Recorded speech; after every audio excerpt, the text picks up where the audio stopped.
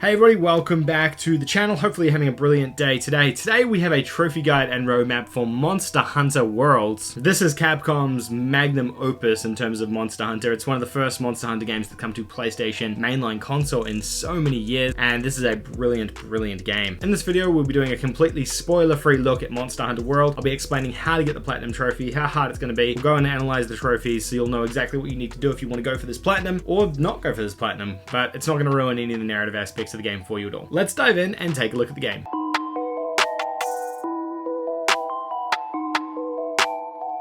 Now, if you're a new viewer of the channel, please consider hitting that subscribe button down below. I make new videos like this every single day on the channel, taking a look at the latest PlayStation and trophy hunting news. We are currently working through a series of 22 trophy guides for every single one of the PlayStation Plus collection games, hence why there are so many of these on the channel at the moment. But if you're looking for a specific guide for probably a first-party PlayStation game, it's probably on the channel. Go and check it out. I'm sure I'll be able to help you get a platinum. Today we're looking at Monster Hunter. This is a, what would you call this game? An action RPG? I guess an action JRPG to a degree. It fits less into the JRPG category despite being a Japanese developed RPG essentially. I guess it's more of a Japanese action game more than anything else, I would probably say. In terms of gameplay and combat systems, it fits somewhere in the, I'm gonna say it's Dark Souls, but probably not the right way to describe it. It is an open world or semi-open world game where you're basically this hunter going out and hunting these bounties essentially. That's basically the general crux of the game at a very top line. Maybe similar to Dragon's Dogma to a degree, sort of. Maybe a little bit of Shadow of the Colossus in there too, somewhere in the middle there. Kind of really neat game. It's well worth checking out if you're into a game like this that's going to be massive and sprawling, and it reviewed incredibly well when it launched. The game is a 5 out of 10 trophy difficulty, so it sits in that middle of the road camp for a platinum trophy for a AAA game. The thing about it though is that it's going to take you a long time. It's going to take you upwards of about 200 to 250 hours to platinum this game. I don't even have the platinum for this game because it's just too much of an investment. I would love to go back and get it someday though. There's an RNG element which we'll talk about shortly about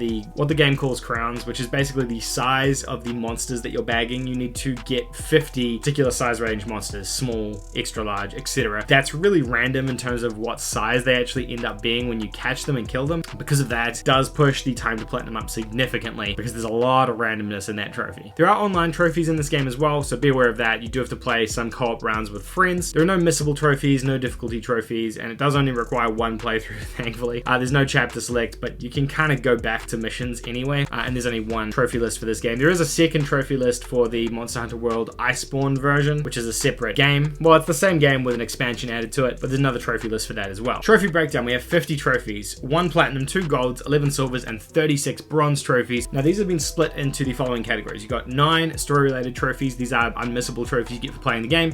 8 associated with side quests and doing all the side missions in the game. 11 for doing particular hunts, that's getting a particular bounty or a monster. 6 to do with crowns, that's what I talked about before. These are for getting a particular sized monster or bounty once you bring it in. And this is where like a huge amount of your time is going to be spent on these 6 trophies associated with crowns. 5 to do with gear and upgrades, and then 4 for multiplayer. The multiplayer is really like not that offensive. You have to play 100 rounds with another player, but then the other ones are just call other players into your game and things like that. It's not crazy. Don't worry about the multiplayer. It's not something you should be scared of. There's also 6 misc trophies in here for doing random things in the world. Steps to platinum. Okay, so this is big and there's nothing missable, so you can literally do it any way you want. This is kind of a suggested quickest way, I guess, which is start playing the game. It's a big game. I'd suggest starting off working through the story missions and picking off some of the various side quests as you go. Remember though, nothing is missable, so tackle things in whichever way you want. And that's really the great part about this trophy list specifically, is that you can do it in any way you want to do it, which is nice.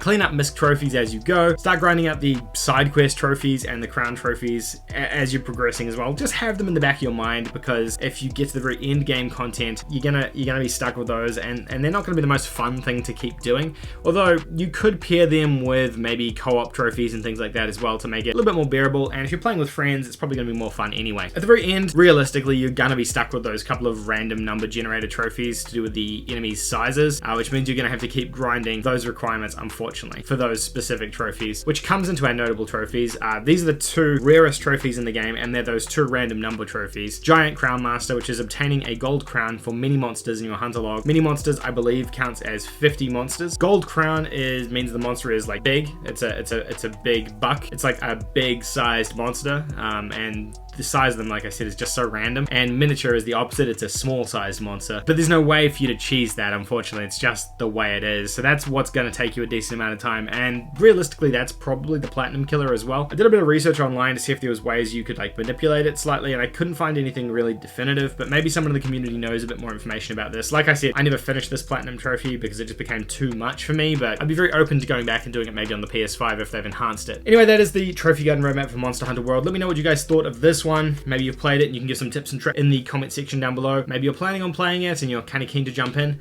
Let me know. Be curious to get your thoughts. Anyway, that is all from me, folks. Thank you so much for watching. If you're a new viewer, please consider subscribing, give this video a thumbs up, and I'll see you in tomorrow's video. Thanks so much. Bye.